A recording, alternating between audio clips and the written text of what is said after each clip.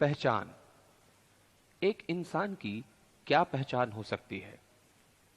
उसका जीवन जीने का सलीका, उसके कपड़े पहनने का ढंग, उसका रंग रूप, या शायद उसका रोजगार जो उसने अपने दम पर बनाया हो, है ना? कुछ इसी तरह की जीवन की परतों में हम किसी भी इंसान की पहचान को खोजते हैं, टटोलने की कोशिश करते हैं। लेकिन जरा कुछ क्षण रुक कर सोचिए कि इन सभी मापदंडों में से आपकी पहचान किस मापदंड पर खरी उतरती है? तब इस प्रश्न पर आपको थोड़ा सोचना पड़ेगा, थोड़ा जिम्मेदारी से समझना पड़ेगा। जरा सोचिए, सोचिए, विचार कीजिए। अब आपको यह समझ में आ रहा होगा कि ऊपर जिन भी तर्कों का इस्तेमाल हमने किसी की पहचान के रूप में किया था, वे सब क्षणिक थे, for a fraction of a second, स्थायी नहीं थे। आज इसी विषय पर मैं आपसे आपके कीमती समय में से कुछ क्षण लूंगा, और यह वादा है मेरा कि यदि आप मेरा साथ देंगे तो निश्चित ही आपको इस जीवन में अपनी स्थायी पहचान बनाने से कोई नहीं रोक पाएगा। बात कुछ मिनटों की है, मगर सवाल हमारे जीवन से संबंधित है, इसलिए मेरे साथ बने रहिएगा। इस पूरे विश्व में, संसार के हर कोने में हमें मोटे तौर पर हमारे नाम से जाना जाता है। यह सुनते ही आप में से बहुतों को लगेगा कि अच्छा, तो हमारा नाम ही हमारी पहचान है। तो मेरा जवाब है हां भी और ना भी। जी हां, ठीक सुना आपने, हां भी और ना भी। जिसके पीछे कारण यह है कि नाम हमारी पहचान को पब्लिसाइज करने का एक साधन मात्र होता है। वास्तविकता तो हमारे कार्यों और उद्देश्यों में छिपी होती है, जिनसे मिलकर हमारा चरित्र बनता है, कैरेक्टर। और यह चरित्र ही एक प्राणी की वास्तविक पहचान बनता है।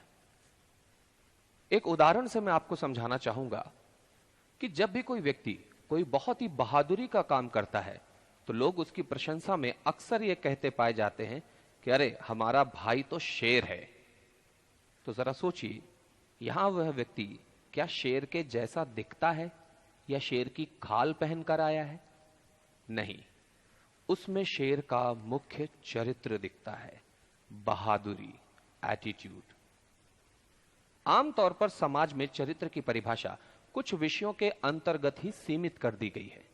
जैसे कि यदि किसी भी पुरुष या स्त्री को चरित्रहीन कहा गया, तो उसे सुनने वाले प्रत्येक व्यक्ति की मानसिकता केवल यहीं तक सीमित रह जाती है कि तथाकथित पुरुष या स्त्री जिसे चरित्रहीन कहा गया है, वह अपने अपोजिट जेंडर के लिए अच्छी भावनाएं नहीं रखता। जैसा कि अभी अभी आपने खुद भी यही सोचा और यह सोचते हैं। जबकि सत्य यह है कि इस संसार में हर प्राणी अपने जीवन की सभी छोटी बड़ी घटनाओं में अपना चरित्र स्वयं बता देता है, फिर चाहे वह नकारात्मक हो या सकारात्मक। डोंट बी कंफ्यूज, मैं यहां आपको संसार के चरित्र की नहीं, बल्कि आपसे आपके चरित्र को परखने की बात कर रहा हूं कि आप जिस तरह का चरित्र प्रदर्शन करते हैं, धीरे धीरे वह सभी को आपके हर कार्य में दिखने लगता है। और कब वह चरित्र आपकी पहचान बन जाता है, आपको स्वयं भी इसका आभास नहीं होता। यदि आप चाहते हैं कि आप सकारात्मक चरित्र की पहचान पाएं, तो मेरी बातों को ध्यान से सुनिएगा। तो सबसे पहले आपको हमेशा किसी भी कार्य के लिए हां मतलब यस की फीलिंग रखनी है, हां का भाव रखना है, फीलिंग टू से यस। किसी भी कार्य को बिना विचार किए नो नहीं करना है। फॉर एग्जाम्पल, बहुत छोटा सा एग्जाम्पल दे रहा हूं, यदि आप पढ़ रहे हैं और आपकी माताजी आपसे बाजार जाने को कहती हैं, तो आप तुरंत ना कर देते हैं कि मैं पढ़ रहा हूं, नहीं जाऊंगा।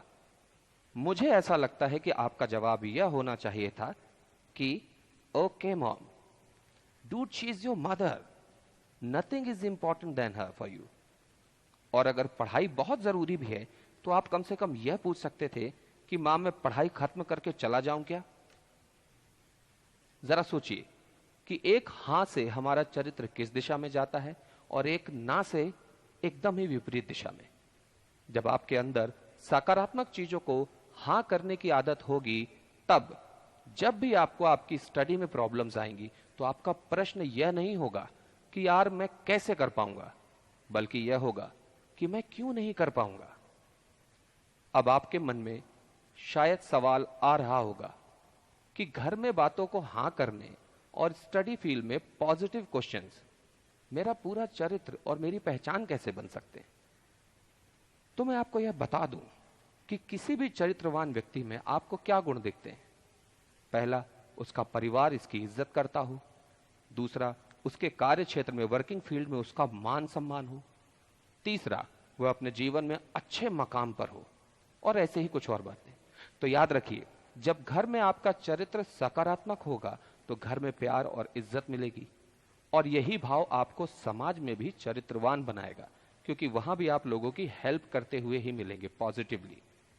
और दूसरी तरफ जीवन की कड़ी परीक्षा में आप हार ना मानने वाला अपना चरित्र दिखाएंगे तो निश्चित ही बेहतर से बेहतरीन आयाम तय करते शिखर पर होंगे। अब यहां एक बात आती है, तो क्या इतना आसान है चरित्रवान बनना? तो मैं कहता हूं बिल्कुल भी आसान नहीं है, बिल्कुल भी नहीं है। क्योंकि इस पूरे सफर को तय करने के लिए आपको हमेशा अपनी सुविधाओं, जो कि क्षणिक होती हैं, का त्याग करना पड़ेगा। और वर्तमान में वही तो है आपकी सबसे बड़ी समस्या, जो कि आपसे हो नहीं पा रहा। इतिहास इस बात का गवाह है। राम का 14 वर्ष वनवास, गांधी का नित उपवास, मंडेला की 21 वर्ष की जेल, तो सोने का आग के साथ तालमेल आपको इस तथ्य का उदाहरण देता है कि बिना मृत्यु के स्वर्ग नहीं है। तो निर्णय आपका है। वर्तमान क्षणिक सुख या कभी ना समाप्त होने वाला स्वर्ग का अनुभव। यदि आप भी मेरी तरह सोच रहे हैं तो बस आज से ही तैयार हो जाइए अपने क्षणिक सुखों को त्याग कर अनंत सम्मान के लिए। बस कुछ ही दिनों की बात है, फिर यह दुनिया आपके लिए होगी और दुनिया में आपकी पहचान एक चरित्रवान के रूप में होगी। God bless.